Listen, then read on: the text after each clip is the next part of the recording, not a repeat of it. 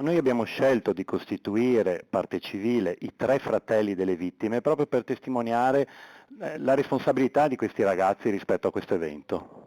Questo evento ha toccato non solo le famiglie, ma sembra aver toccato molto la nostra comunità, forse per la giovane età delle vittime, forse per l'amicizia che le legava, certamente per questa dinamica e poi per la fuga che è stata contestata all'imputato. La richiesta di condanna arriva a poco meno di un anno dalla tragedia. Era la notte del 13 luglio quando l'auto guidata da Marius Alin Marinica, l'elettricista 28enne di nazionalità romena, sperona quella di 5 amici al rientro da un sorpasso.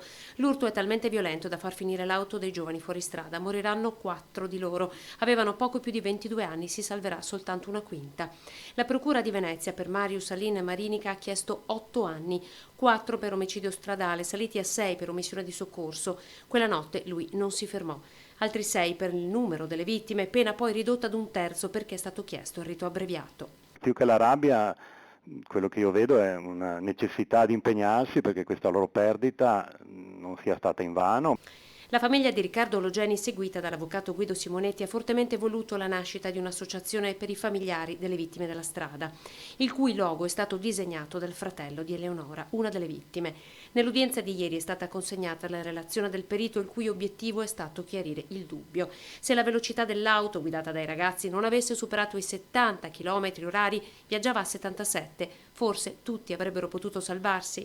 Il perito sostanzialmente ha concluso ritenendo che non si possa scientificamente in un evento dinamico così complesso ipotizzare di tener fermi tutti gli elementi modificando solo il numerino della velocità.